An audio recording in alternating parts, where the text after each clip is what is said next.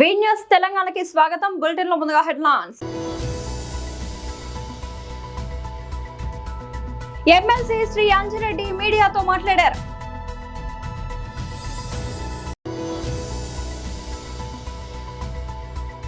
తెలంగాణ భవన్లో BRS MLA Devireddy Sudheer Reddy విలేకరుల సమావేశం.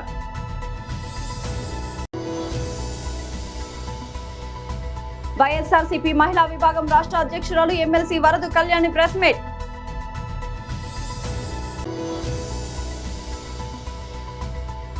తెలంగాణలోని బోగతా జలపాతం ఉగ్ర రూపం. ఎమ్మెల్సీ శ్రీ అంజిరెడ్డి మీడియాతో మాట్లాడారు. మీడియా మిత్రులందరికీ నమస్కారం. మన ఈరోజు ప్రెస్ మీట్ చేసిన మన గౌరవ అతిథి శ్రీ అంజిరెడ్డి గారికి ఎమ్మెల్సీ వారిని ఈ ప్రెస్ మీట్ అడ్రస్ చేయవలసిందిగా కోరుచున్నాం.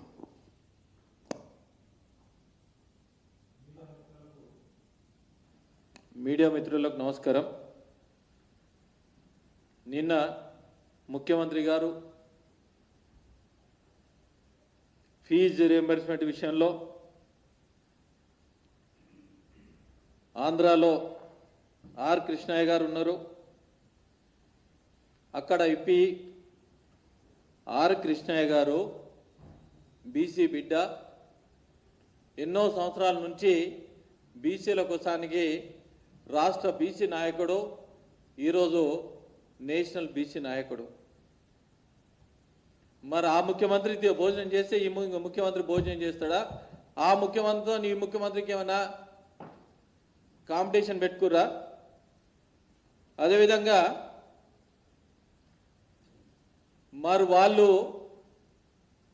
మరి కాంగ్రెస్ పార్టీ మేనిఫెస్టోలో 21 పేజీ నంబర్ మనం ఏమిచ్చినాం? ఇదే కాంగ్రెస్ పార్టీ గతంలో ఉన్న ముఖ్యమంత్రి దివంగత నాయకుడు రాజశేఖర రెడ్డి గారు పెట్టిన ఫీజు రియంబర్స్మెంట్ మీరేం రాశారు? కాంగ్రెస్ పార్టీ అమలు చేసిన ఫీజు రియంబర్స్మెంట్ పథకాన్ని ఇంకా మెరుగైన రీతిలో కొనసాగిస్తాం. అంటే మెరుగైన రీతిలో కొనసాగిస్తామంటే 15,000 కోట్ల అమౌంట్ ఉండి ఇంచుమించుగా ప్రతి సంవత్సరం 15 లక్షల నుంచి 20 లక్షల మంది ఫీజు రియంబర్స్మెంట్ బాధన పడ్డారు. ఇప్పటికీ 4 సంవత్సరాలు అయింది. సుమారు 60 లక్షల మంది ఫీజు రియంబర్స్మెంట్ రాక ఎన్నో ఇబ్బందులు పడతా ఉన్నారు. భారతీయ జనతా పార్టీ ఒకటి తీసుకున్న కార్యక్రమం ఫీజు బకాయి బీజేపీ లడా అయిన కార్యక్రమం తీసుకొని వణుకు పుడతా ఉన్నది కాంగ్రెస్ పార్టీకి. ఆ కార్యక్రమంలో ఎన్డీఏ పార్టీ అక్కడ ఉన్నది, మరి ఇక్కడ తీసుకోరా అనే రకంగా అడుగుతా ఉన్నారు. నేను ఒకటే అడుగుతా ఉన్నా, జవాబు చెప్తా ఉన్నాను. కోర్టు సాక్ష్యంగా 15 తారీఖు లోపల ఫీజు రియంబర్స్మెంట్ చేస్తాను మాట ఇచ్చినవా లేదా? దీనికి జవాబు చెప్పాలి.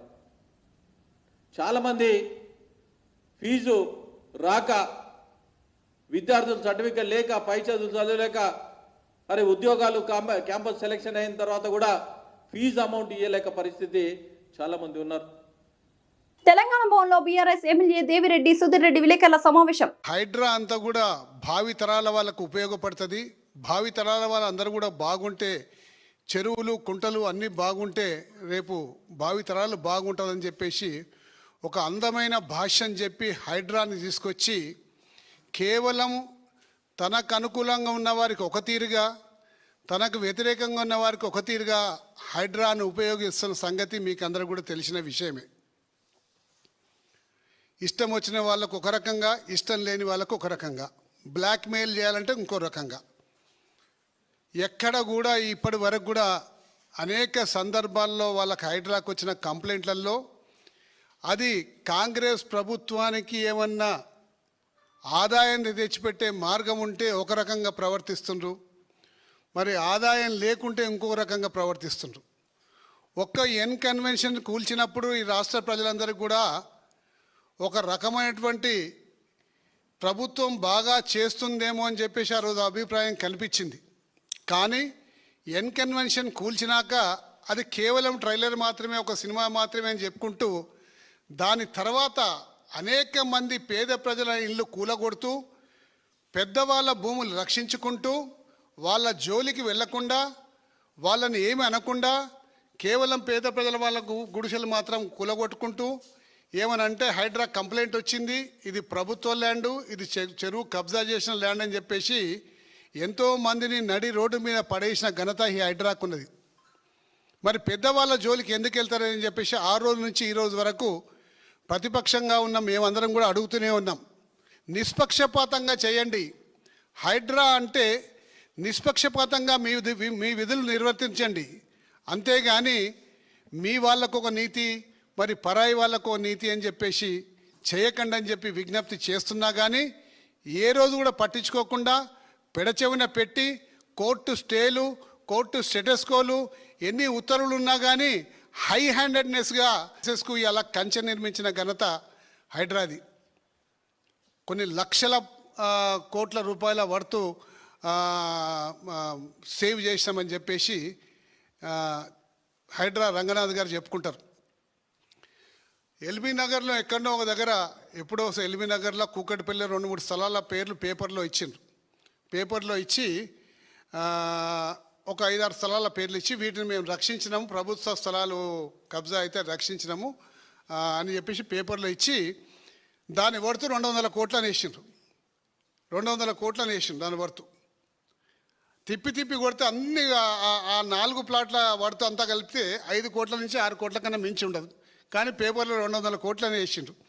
నేను చూసి నవ్వుకున్నా, అరే ఏంద్ర ఆయన ఇట్లా వేస్తుండ్రు, ఇంత ఇంత ఇంత 5 కోట్లది వేసి దాదాపు 250 రెట్లు ఎక్కువ చెప్పుకుంటున్నారని చెప్పేసి అనుకున్నా.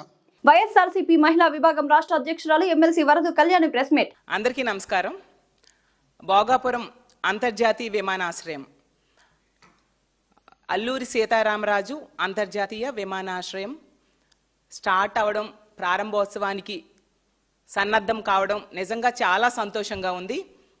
ఉత్తరాంధ్ర కీర్తి కిరీటంలో మరో కలికితురాయిగా అది ఉండబోతుంది. ఉత్తరాంధ్ర అభివృద్ధిలో కూడా భోగాపురం విమానాశ్రమం అనేది ఖచ్చితంగా ప్రముఖ పాత్ర పోషిస్తుంది, కీలక పాత్ర పోషిస్తుంది అనడంలో ఎటువంటి సందేహం లేదని తెలియజేస్తూ ఉన్నాను. ఈ ఎయిర్పోర్ట్ అనేది ప్రధానమంత్రి గారు ప్రారంభించబోతూ ఉన్నారు.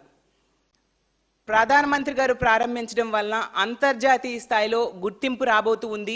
అంతర్జాతీయ స్థాయిలో ఈ విమానాశ్రయానికి గుర్తింపు కనుక వస్తే వ్యాపార రంగంలో, వాణిజ్య రంగంలో, పర్యాటక రంగంలో కూడా మరింతగా అభివృద్ధి చెందడానికి ఎక్కువగా ఆస్కారం ఉంటుంది. అయితే ఈ విమానాశ్రయం అనేది ఏర్పాటుకు ఎంతో కీలక పాత్ర పోషించారు మా జగన్మోహన్ రెడ్డి గారు. ఇప్పుడు తీసుకుంటే చంద్రబాబు నాయుడు గారు క్రెడిట్ చోరీకి చాలా ప్రయత్నిస్తూ ఉన్నారు. గత వారం రోజులుగా చంద్రబాబు నాయుడు గారు ఆ పార్టీ వాళ్ళు చేస్తున్న హడావుడి చూస్తుంటే ఈ రాష్ట్ర ప్రజలు, మరీ ముఖ్యంగా మా ఉత్తరాంధ్ర ప్రజలు నవ్వుకుంటూ ఉన్నారు. ఎందుకంటే చంద్రబాబు నాయుడు గారి క్రెడిట్ చోరీ అనేది పరాకాష్ఠకు చేరింది. పని ఒకరిది అయితే ప్రచారం ఇంకొకరిది. పనేమో చేసింది మా వైఎస్ఆర్సీపీ ప్రభుత్వం అయితే ప్రచారం చంద్రబాబు నాయుడు గారిది. కష్టం ఒకరిది అయితే దాని కీర్తి కొట్టేయాలని ప్రయత్నించడం ఒకరిది. అలాగే ఇంకొకరి శ్రమని తన ఖాతాలో వేసుకోవడానికి ఈరోజు చంద్రబాబు నాయుడు గారు ప్రయత్నిస్తూ ఉండే పరిస్థితి చూస్తూ ఉన్నాం. ఎందుకంటే క్రెడిట్ వితౌట్ కంట్రిబ్యూషన్ అనేది చంద్రబాబు నాయుడు గారికి అలవాటు. ప్రతి సందర్భంలో కూడా అతను ఎటువంటి కంట్రిబ్యూషన్ లేకుండా క్రెడిట్ కొట్టేయాలని ప్రయత్నిస్తూ ఉంటారు. ఈ భోగాపురం విమానాశ్రయం విషయంలో కూడా అదే విధంగా ప్రయత్నిస్తూ ఉండే పరిస్థితి మనందరం గమనిస్తూ ఉన్నాం. కానీ ఈ ఎయిర్పోర్ట్ నిర్మాణంలో చంద్రబాబు నాయుడు గారు చేసింది శూన్యం. 2019 ఎన్నికలకు ముందు ఒక రాయేసి శంకుస్థాపన చేయడం తప్ప చంద్రబాబు నాయుడు గారు ఏమీ చేయలేదు. ఎందుకంటే 2020 జూన్లో జిఎంఆర్తో అగ్రిమెంట్ చేసుకోవడం అయితేనే, R&R అవ్వచ్చు, భూసేకరణ అవ్వచ్చు, అక్కడున్న ప్రజలకి పునరావాసం కల్పించడం అవ్వచ్చు, అక్కడ ఎయిర్పోర్ట్కి కావాల్సిన వాటరు, అలాగే డ్రైనేజెస్, ఎలక్ట్రిసిటీ, ఇంటర్నల్ రోడ్స్, అలాగే ఏరోనాటికల్ సర్వీసెస్, ముఖ్యంగా నిధుల సమీకరణ అన్నీ కూడా చేసింది మా ప్రభుత్వ హయాంలో మా జగన్మోహన్ రెడ్డి గారు. అది చిన్న పిల్లాడిని అడిగినా చెప్తారు. ఇప్పుడు క్రెడిట్ కొట్టేయడానికి వీళ్ళు ప్రయత్నిస్తూ ఉండడం చాలా హాస్యాస్పదం. ఆ రోజు చంద్రబాబు నాయుడు గారు వలన సాధ్యం కాని భూసేకరణను జగన్మోహన్ రెడ్డి గారు పూర్తి చేయడం జరిగింది. అలాగే తీసుకుంటే 4 గ్రామాల ప్రజలకు పునరావాసం మా ప్రభుత్వ హయాంలో ఏర్పాటు చేయడం జరిగింది. వాయవ్య బంగాళాఖాతంలో ఏర్పడిన తీవ్ర వాయుగండం ప్రభావంతో తెలంగాణలోని ఉత్తర జిల్లాలో ఎడతెరిపి లేకుండా భారీ వర్షాలు కురుస్తున్నాయి. ఈ క్రమంలో ములుగు జిల్లా వ్యాప్తంగా కురుస్తున్న కుండపోత వర్షాలకు ప్రసిద్ధ పర్యాటక ప్రాంతమైన బోగతా జలపాతం ఉధృతంగా ప్రవహిస్తోంది. గత 10 గంటలుగా అటవీ ప్రాంతంలో వర్షం నిరంతరాయంగా కురుస్తుండటంతో ఎగువ ప్రాంతాల నుంచి భారీగా వరద నీరు వచ్చి చేరి జలపాతం ఉగ్ర రూపం దాల్చింది. ఈ పరిస్థితుల నేపథ్యంలో పర్యాటకుల భద్రతను దృష్టిలో ఉంచుకుని అటవీ శాఖ అధికారులు చర్యలు చేపట్టారు. ములుగు జిల్లా వాజేడు మండలం చీకుపల్లి వద్ద ఉన్న బోగతా జలపాతం సందర్శనను తాత్కాలికంగా నిలిపివేస్తున్నట్లు ప్రకటించారు. వరద ఉధృతికి రాళ్లు జారే ప్రమాదం ఉండడంతో పాటు ప్రవాహం ఒక్కసారిగా పెరిగే అవకాశం ఉన్నందున పర్యాటకులు ఎవరూ జలపాతం వైపు రావద్దని అధికారులు విజ్ఞప్తి చేశారు. అవాంఛనీయ సంఘటనలు జరగకుండా జలపాత పరిసర ప్రాంతంలో భద్రతను పెంచినట్లు తెలిపారు. వరద తగ్గి పరిస్థితి అదుపులోకి వచ్చే వరకు పర్యాటకులు, పోలీసులు, అటవీ శాఖ అధికారుల ఆదేశాలను పాటించాలని సూచించారు. అర్హత కలిగిన ప్రభుత్వ డిగ్రీ లెక్చరర్లకు న్యాయం చేయాలని డిమాండ్ చేస్తూ qualified government degree lecturers association Telangana ఆధ్వర్యంలో నేడు ఇందిరా పార్క్ ధర్నా చౌక్ వద్ద భారీ ధర్నా నిర్వహించారు. ఈ సందర్భంగా సంఘం నాయకులు మాట్లాడుతూ ప్రభుత్వం డిగ్రీ కళాశాలలో అక్రమ పదోన్నతులు, చట్టవిరుద్ధ సీనియారిటీ అర్హతలు లేని నియామకాలు, అధికారుల నిర్లక్ష్య వైఖరి కారణంగా నిజమైన అర్హులైన లెక్చరర్లకు తీవ్ర అన్యాయం జరుగుతోందని ఆవేదన వ్యక్తం చేశారు. ప్రభుత్వం వెంటనే అక్రమ ప్రమోషన్లను రద్దు చేయాలని, చట్టవిరుద్ధ సీనియారిటీని సరిదిద్దాలని, అర్హతలు లేని వారి నియామకాలను తిరస్కరించాలని, బాధ్యులైన అధికారులపై సస్పెన్షన్ చర్యలు తీసుకోవాలని డిమాండ్ చేశారు. అదేవిధంగా ప్రభుత్వ మెమో నెంబర్ 6518/CE/A1 2019 తక్షణమే అమలు చేసి NET, SLET, PhD అర్హత కలిగిన లెక్చరర్లకు న్యాయం చేయాలని ప్రభుత్వాన్ని కోరారు. డిమాండ్లు నెరవేర్చే వరకు తమ ఉద్యమం కొనసాగుతోందని, అవసరమైతే రాష్ట్ర వ్యాప్తంగా ఆందోళనను మరింత ఉధృతం చేస్తామని సంఘం నాయకులు ప్రభుత్వానికి హెచ్చరించారు. ప్రభుత్వానికి, కమిషనరేట్ గారికి అందజేశాము. ముఖ్యంగా ప్రిన్సిపాల్ ప్రమోషన్స్లో జరుగుతున్న అవకతవకల గురించి వారి యొక్క దృష్టికి తీసుకెళ్ళారు. కానీ కమిషనర్ గారు స్పందించారు, కానీ ఈ యొక్క లిస్టు తయారు చేసిన అధికారులు మాత్రం ఎటువంటి స్పందన లేదు. రోజు వాళ్ళ యొక్క మొండితనము, అవినీతే పెరుగుతున్న తప్ప న్యాయంగా వాళ్ళు ఆలోచించే పరిస్థితిలో లేరు. మరి ఇటువంటి సందర్భంలో మాకు మిగిలింది ఒకటే మార్గం. ముందుగా మేము దీనికి హంగర్ స్ట్రైక్ నోటీస్ ఇచ్చాము. కానీ మరి పోలీసు వారి యొక్క ఆజ్ఞానుసారంగా దీన్ని మేము ధర్నాగా మార్చుకోవాల్సిన పరిస్థితి ఏర్పడ్డది. అది కూడా 1 డేకి పర్మిషన్ ఇచ్చారు. సో ఈరోజు మేము ఇక్కడ ఉన్నామంటే ప్రభుత్వం తప్పకుండా దీని గురించి ఆలోచించాలి. ముఖ్యంగా ముఖ్యమంత్రి గారు, వారి దగ్గరనే విద్యాశాఖ ఉంది. గతంలో మాకు విద్యాశాఖ మంత్రిగా శ్రీధర్బాబు గారు ఉండేవారు. కాంగ్రెస్ ప్రభుత్వం ఉన్నప్పుడు శ్రీధర్బాబు గారు ఎప్పుడైతే మంత్రి శాఖను తీసుకున్నారో ఇమ్మీడియట్గా మాకు 1 ఇయర్ లోపల ప్రమోషన్స్ అనేవి లభించాయి. క్వాలిఫికేషన్స్ ఉన్న వారికి మొదటిసారి ప్రమోషన్ వచ్చిందంటే కాంగ్రెస్ ప్రభుత్వంలోనే శ్రీధర్బాబు గారి నాయకత్వంలో మాకు వచ్చిన ప్రమోషన్స్. మేము ₹1 కూడా ఖర్చు పెట్టుకోలేదండి ఆ టైంలో. ఇప్పుడు మా యొక్క విజ్ఞప్తి ఏంటంటే ముఖ్యమంత్రి గారికి, అదే శ్రీధర్బాబు గారిని పిలిపించి వారు మాకు మధ్యవర్తిగా ఉండి ఈ ప్రిన్సిపాల్ ప్రమోషన్స్కి వారు మధ్యవర్తిత్వం స్వీకరించాలి. ఎందుకంటే వారు ఒక న్యాయపరమైన మంత్రి గారు, ఎథిక్స్ ఉన్నవి, చదువుకున్నవాడు, అదేవిధంగా నిర్మోహమాటంగా మాట్లాడగల వ్యక్తి. ఇప్పుడు మెయిన్ డిమాండ్ ఏంటంటే ప్రిన్సిపాల్ ప్రమోషన్స్లో సీనియారిటీ లిస్టుని సత్వరమే సవరణ చేయాలి. చేసుకుంటూ ఎవరైతే సీనియర్స్ ఉన్నారో వారికి ఉన్న సీనియారిటీ ప్రకారమే లిస్టులో ముందుంచాలి. ఎవరైతే జూనియర్ అడ్డదారులు ముందుకు వచ్చారో 90 మంది వచ్చారండి. ఈ 90 మందిని కిందికి తీసుకెళ్ళాలి. ఈ 90 మంది రావడానికి కారణం ఏంటి? వాళ్ళకు బలమైన కారణం ఒకటే, లావాదేవీలు. ఎవరెంత ముట్ట చెప్తే అంతమంది పైకి తీసుకొచ్చారు. చాలా మొండిగా మాట్లాడుతున్నారు. కారణం ఏంటంటే ఇచ్చిన డబ్బు మళ్ళీ తిరిగి ఇవ్వడం సాధ్యం కాదు. కాబట్టి ఎట్లా మనం దీన్ని కొనసాగించుకోవాలి? సో 98 బ్యాచ్ వాళ్ళు కొంతమంది ఉన్నారు, వీళ్ళకు వాయిస్ లేదు. వీళ్ళని తొక్కేస్తే మనం అనుకునే సాధించుకోగలుగుతాం. ఈరోజు ఈ తొక్కింపు అనేది కనుక సక్సెస్ అయితే రాబో జనరేషన్స్లో కూడా, రాబో సంవత్సరాలు కూడా దీన్నే కొనసాగించుకోవచ్చు. అడ్డదారులు అక్రమైన ప్రమోషన్స్ ఇవ్వచ్చు అనే ధోరణిలో ఉన్నారు. దీనికి సంబంధించిన అధికారులు ఎవరైతే ఉన్నారో మల్టీజోన్ 2కు సంబంధించిన జేడీ గారు డాక్టర్ బాలభాస్కర్ గారు దీనికి ముఖ్య కారణం. వారి కింద పనిచేస్తూ ఉన్న ఏడీ శ్రావణి గారు కారణం. సో ఈ అధికారులు ఎవరైతే ఉన్నారో వారి యొక్క వారి యొక్క రెస్పాన్సిబిలిటీని, వారి యొక్క బాధ్యతను సరిగా వాళ్ళు నిర్వర్తించట్లేదు. ప్రతిరోజు వీరి యొక్క నిర్లక్ష్యం వల్ల మా జీవితాలు నష్టపోతున్నాయి. మేము ఇంత చదువుకున్న ప్రొఫెసర్స్మి, ఇవాళ టీచర్స్ డే, గురు పౌర్ణమి రోజు వచ్చి ధర్నా చేయాల్సిన పరిస్థితి వచ్చేది సార్. క్లాస్లో చదువు చెప్పే ప్రొఫెసర్లము రోడ్డుకి ధర్నా చేస్తున్నాము. టీచర్ యొక్క పరిస్థితి ఇట్లా ఉంటే సామాన్య పౌరుడికి ఎట్లా ఉంటుంది న్యాయం అనేది? ఈ ప్రభుత్వంలో తప్పకుండా మాకు న్యాయం జరుగుతుందనే నమ్మకం ఉంది. కాబట్టి ముఖ్యమంత్రి గారు నిన్న ఆల్రెడీ ఆదేశించారు, నోట్ పుటప్ చేయమని చెప్పారు గవర్నమెంట్కి. నోటు వాళ్ళ దగ్గర ఉంది, కానీ ఇప్పటిదాకా మాకు ఎటువంటి సమాచారం అందించలేదు. కారణం ఏంటంటే వీళ్ళు సంఖ్యలో తక్కువ ఉన్నారనుకుంటారు. మాది సంఖ్యాబలం కాదు, ఇక్కడ మాది నైతిక బలము. సో మేము ఇక్కడ వాయిస్ ఇస్తున్నామంటే ఇది అందరికీ సంబంధించిన విషయమే. అందుకనే ముఖ్యంగా మా యొక్క డిమాండ్ ఏంటంటే ఇమ్మీడియట్గా సీనియారిటీ లిస్టు సవరించాలి, 98 బ్యాచ్ వాళ్ళను వారి యొక్క క్రమంలో ఉంచాలి. గవర్నమెంట్ ఏదైతే 7/3/2022 రోజు మెమో జారీ చేసిందో ఆ మెమోను మాకు ఉన్నట్టుగానే అమలు పరచాలి. దాంట్లో నోషనల్ సీనియారిటీ చెప్పారు, అది ఇస్తే కనుక మాకు సీనియారిటీ సమస్య రాదు, మమ్మల్ని జూనియర్స్తో పోల్చుకునే అవకాశమే రాదు. మా సీనియర్స్కున్న గౌరవం మాకు దక్కుతుంది, మా జీవితంలో ఒక్క ప్రమోషన్ మాకు లభిస్తుంది ప్రిన్సిపాల్గా. ఇది మేము ఇక వేదిక నుంచి మీ తరఫున విన్నవించకుండా డిమాండ్ చేస్తున్న విషయం. పొదలకూరులోని అగచాట్లపురంలో 2 ఏళ్ల నమ్మకం అభివృద్ధి సంక్షేమం కార్యక్రమంలో పాల్గొన్న ఎమ్మెల్యే సోమిరెడ్డి. కూటమి ప్రభుత్వం 2 ఏళ్లలో అమలు చేసిన అభివృద్ధి సంక్షేమ కార్యక్రమాలను ప్రతి ఇంటికి తీసుకెళ్లడమే ఈ ప్రచార కార్యక్రమం లక్ష్యం. ఇంటింటికి వెళ్లి ప్రజలను కలిసి ప్రభుత్వం అమలు చేస్తున్న పథకాలను వివరిస్తూ వారి సమస్యలు, సూచనలను తెలుసుకుంటున్న ఉపాధ్యాయ పోస్టులు భర్తీ చేసిన, పీఆర్సీ ఇచ్చిన అది తెలుగుదేశం పార్టీకే సాధ్యం. 5 ఏళ్ల వైసీపీ పాలనలో అంతా సున్నా, no DSC, no PRC, no increment. 2014లో సీఎం చంద్రబాబు హయాంలో 43% పీఆర్సీ ఇచ్చిన ఘనత చంద్రబాబుదే. కాకాని గోవర్ధన్ రెడ్డి లోకేష్ పట్ల అనుచితంగా మాట్లాడడాన్ని తీవ్రంగా పరిగణించిన ఎమ్మెల్యే సోమిరెడ్డి, లోకేష్ ఒక ముఖ్యమంత్రికి మనవడు, ఒక ముఖ్యమంత్రికి కొడుకు, ఉన్నత విద్యావంతుడు, ఐటీ శాఖలో తన బ్రాండ్ ని చూపిస్తున్న నాయకుడు. కాకాని కొవ్వెక్కి మాట్లాడుతున్నాడు. పేదల భూములు కాజేసి కొవ్వెక్కిన కాకానికి లోకేష్ విమర్శించే అర్హత లేదు. కాకాని ఒళ్ళు దగ్గర పెట్టుకుని మాట్లాడు, జాగ్రత్త అంటూ హెచ్చరించిన సోమిరెడ్డి.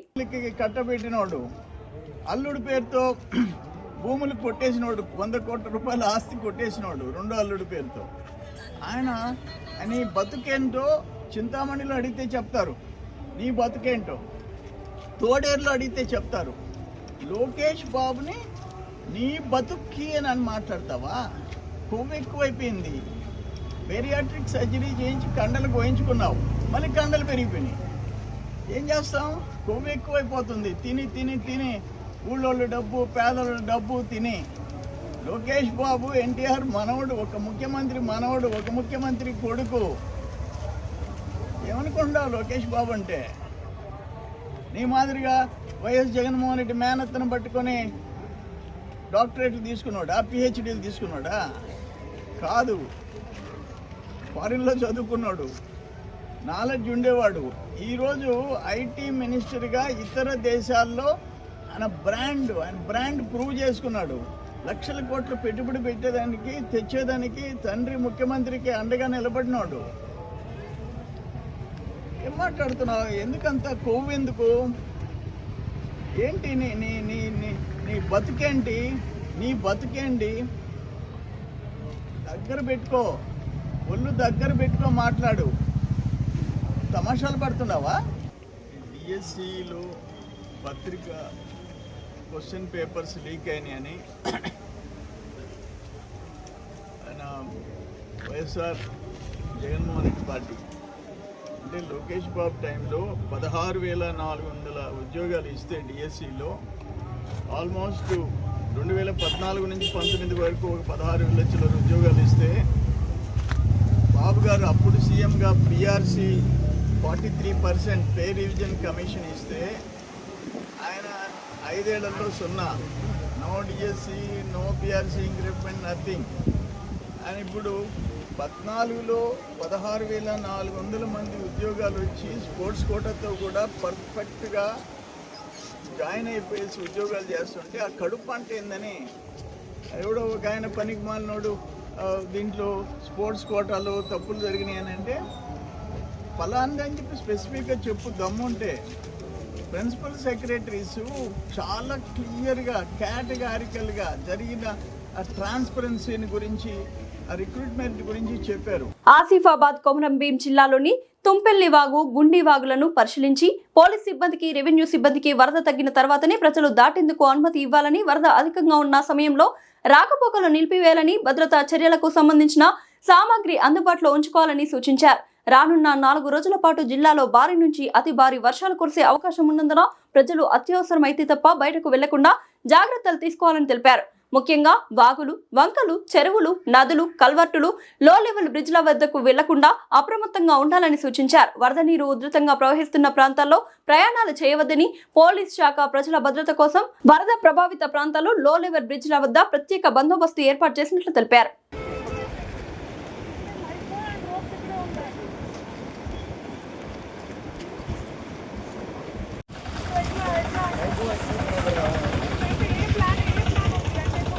బులెటిన్ ముగించే ముందు హెడ్లైన్స్ మరోసారి.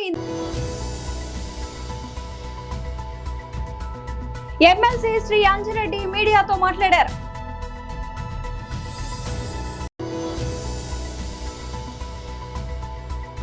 తెలంగాణ భవన్లో బీఆర్ఎస్ ఎమ్మెల్యే దేవిరెడ్డి సుధీర్ రెడ్డి విలేకరుల సమావేశం.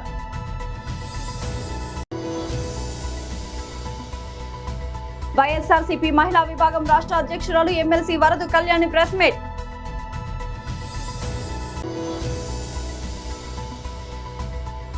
తెలంగాణలోని బోగతా జలపాతం ఉగ్ర రూపం. ఇవాళ బులెటిన్ అప్డేట్. మరొక బులెటిన్ మళ్ళీ కలుద్దాం. అంతవరకు సెలవు.